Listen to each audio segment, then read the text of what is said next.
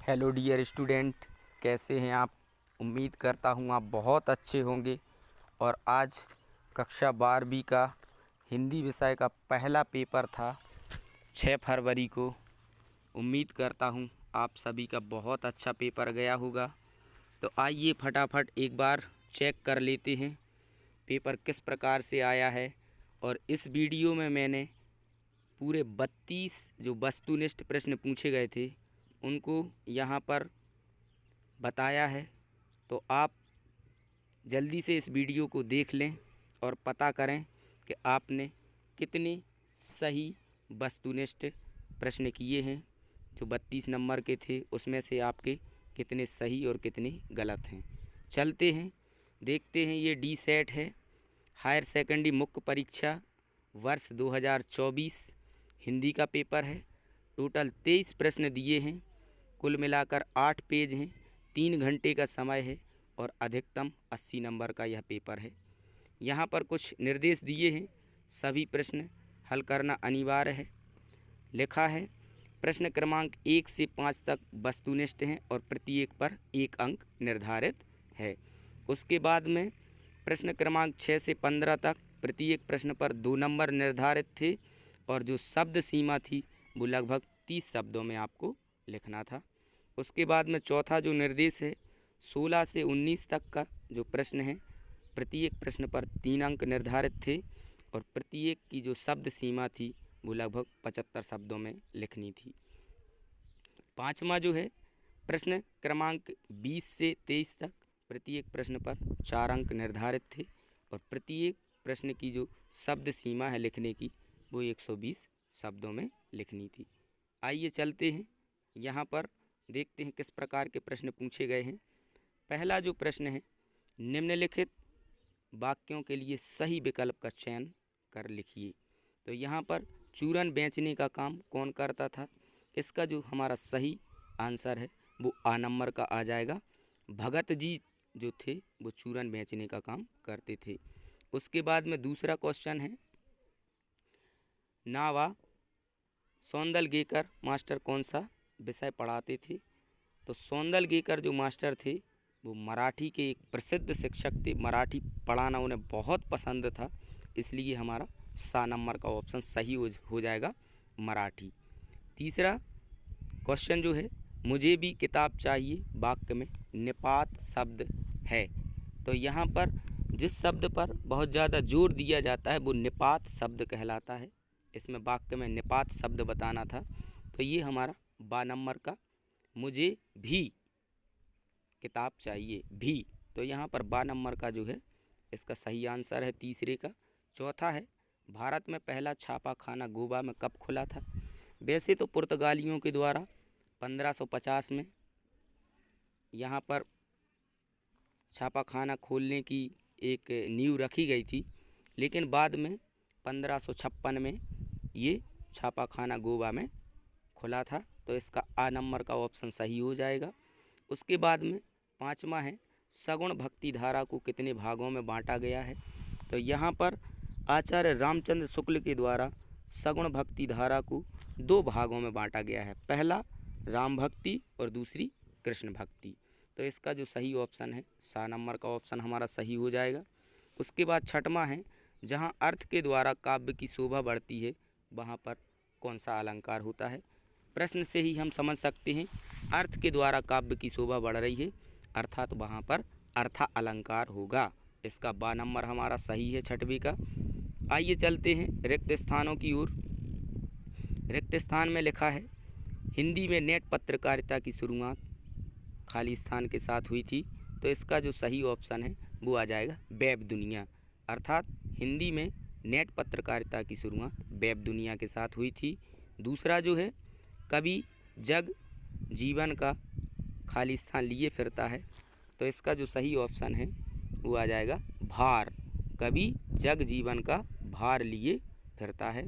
तीसरा है, जहाँ उपमेय को उपमान से श्रेष्ठ बताया जाता है तो वहाँ पर कौन सा अलंकार होता है।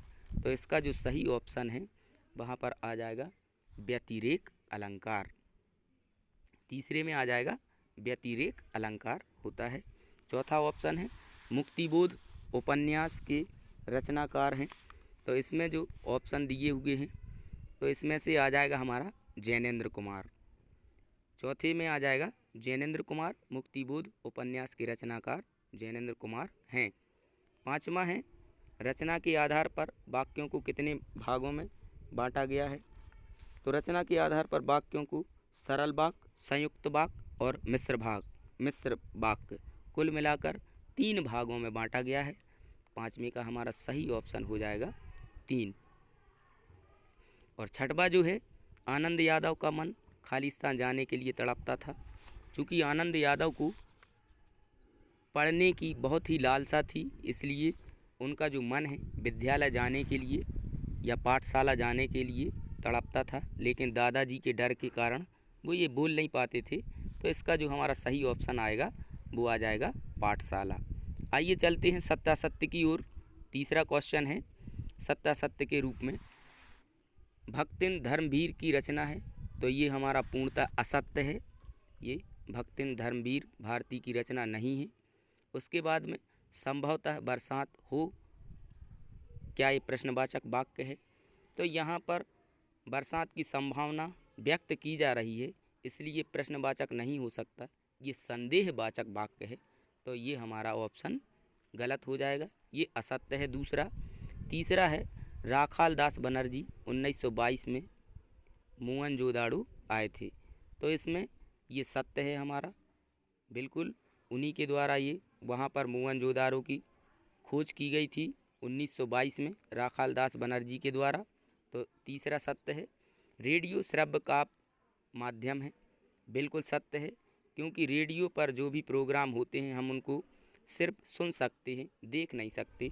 तो हम रेडियो को श्रव्य माध्यम में रख सकते हैं, तो ये रेडियो श्रव्य माध्यम है, ये सत्य है। चौथा। अब पाँचवा, सूर्य उदय होने पर उषा का जादू टूटने लगता है, ये बिल्कुल सत्य है। सूर्य के उदय, जैसे ही सूर्य उदय होता है तो जो उषा होती है अर्थात रात्रि, उसका जादू टूटने लगता है और धीरे धीरे लालिमा बिखर जाती है, उजेला हो जाता है, प्रकाश निकल आता है। उसके बाद में छठवां है, शब्द गुणों की संख्या कितनी होती है? 3 होती है, तो ये वाला भी हमारा सत्य है। उसके बाद में सही जोड़ियों पर आएंगे हम। सही जोड़ी जो है, पहला है अंतरंग साक्षात्कार। तो अंतरंग साक्षात्कार में जो हमारा सही ऑप्शन होगा वो फा नंबर का होगा, ये डायरी आ जाएगा। और दूसरा है हरिवंश राय बच्चन। हरिवंश राय बच्चन जो है, इनकी हालाबाद बहुत ही प्रसिद्ध एक कविता है, तो इसमें हरिवंश राय बच्चन का हमारा आ नंबर का ऑप्शन सही है। उसके बाद में तीसरा देखते हैं प्रगतिवाद। प्रगतिवाद की जो स्थापना हुई थी वो कहीं ना कहीं प्रगतिवाद 1936 से माना जाता है, इसलिए हमारा ई नंबर का ऑप्शन सही हो जाएगा, प्रगतिवाद। उसके बाद में यशोधरा। यशोधरा जो है वो एक प्रबंध काव्य या खंड काव्य है, इसलिए हमारा चौथे का हो जाएगा ई नंबर का ऑप्शन। उसके बाद में कथानक है जो पाँचवा है, वो आ जाएगा हमारा दा नंबर का कहानी। संस्कृत के मूल शब्द हैं, तो ये आ जाएगा हमारा सा नंबर का तत्सम। उसके बाद यशोधर बाबू जो हैं वो सिल्वर वेल्डिंग से संबंधित हैं। सिल्वर वेल्डिंग जिसका शाब्दिक अर्थ है यहाँ पर शादी की 25वीं सालगिरह से। यह मनोहर श्याम जोशी द्वारा रचित एक कहानी है जिसमें यशोधर बाबू के जीवन का वर्णन मिलता है, इसलिए यशोधर बाबू का ऑप्शन बा नंबर सही हो जाएगा, सिल्वर वेल्डिंग। उसके बाद आइए हम चलते हैं 5वें क्वेश्चन की ओर, जहाँ पर एक वाक्य में उत्तर देना है। पहलवान लुट्टन सिंह के कितने पुत्र थे? तो इसका जो सही आंसर है वो हो जाएगा 2 पुत्र थे। कितने पुत्र थे? 2। बाल बाल बचना मुहावरे का अर्थ है, इसका जो अर्थ हो जाएगा वो संकट या कठिनाई से बचना या मुसीबत से बचना। उसके बाद में सिंधु सभ्यता का सबसे बड़ा नगर कौन सा था? तो इसका जो सही एक वाक्य में आंसर आएगा वो आएगा मोहनजोदाड़ो। मोहनजोदाड़ो यहाँ पर सिंधु सभ्यता का सबसे बड़ा नगर था। आमतौर पर रेडियो नाटक की अवधि कितनी होती है? तो ये जो चौथा क्वेश्चन है इसका जो सही आंसर है 15 से 30 मिनट की यहाँ पर रेडियो नाटक की अवधि होती है। 5वां क्वेश्चन है, सूरज का 7वां घोड़ा किसकी रचना है? तो ये जो एक फिल्म बनी थी सन 1993 में, सूरज का 7वां घोड़ा, ये धर्मवीर भारती द्वारा रचित थी एक रचना, तो इसमें आ जाएगा धर्मवीर भारती। उसके बाद में 6वां क्वेश्चन है, शांत रस का स्थायी भाव लिखिए। तो यहाँ पर शांत रस का स्थायी भाव का जो नाम है वो है निर्वेद, इसमें आ जाएगा निर्वेद। और इसका एक उदाहरण है, मन पछतई है अवसर बीते, हरिपद भज कर्म अरु हियते। उसके बाद में आइए चलते हैं 7वें क्वेश्चन की ओर। आलोक धनबा का एकमात्र काव्य संग्रह कौन सा है? तो यहाँ पर हमें बताना है। तो एकमात्र जो काव्य संग्रह है जो सबसे लोकप्रिय हुआ था आलोक धनबा जी का, सन 1998 में छापा गया था, उसका जो नाम है दुनिया रोज बनती है। तो इसमें आ जाता दुनिया रोज बनती है। इस प्रकार से पूरे 32 के 32 ऑब्जेक्टों मैंने आपको बताए हैं। आप फटाफट इस वीडियो में देखकर ये अनुमान लगा सकते हैं कि आपने 32 में से कितने ऑब्जेक्ट सही किए हैं। और इस प्रकार से ये प्रश्न दिए हैं यहाँ पर। चूँकि वीडियो बहुत लंबा हो जाता, इसलिए प्रश्नों के उत्तर तो मैं आपको नहीं दे पाऊँगा, लेकिन प्रश्न ज़रूर बता दूँगा। ये यहाँ पर किन्हीं 2 महाकाव्यों के नाम और रचनाकारों के साथ लिखना था, खंड काव्य और महाकाव्य में अंतर। इस प्रकार से ये कुल मिलाकर यहाँ पर 23 प्रश्न पूछे गए थे, जिसमें आप 32 नंबर के आपको वस्तुनिष्ठ पूछे गए हैं। टोटल 80 नंबर का पेपर है। तो यहाँ पर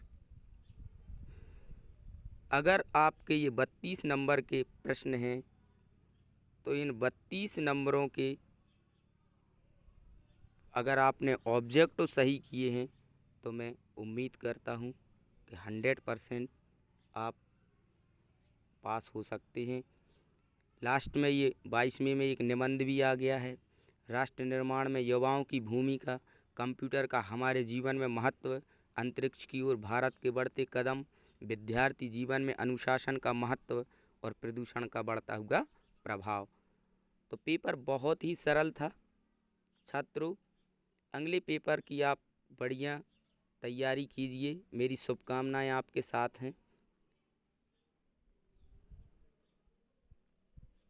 और निवेदन करूंगा, अगर अभी तक आपने मेरे चैनल जेपी सर मैथ्स गुरु को सब्सक्राइब नहीं किया है, तो चैनल को सब्सक्राइब ज़रूर करें और इसी प्रकार के एजुकेशन वीडियो प्राप्त करने के लिए मेरे चैनल के साथ बने रहें।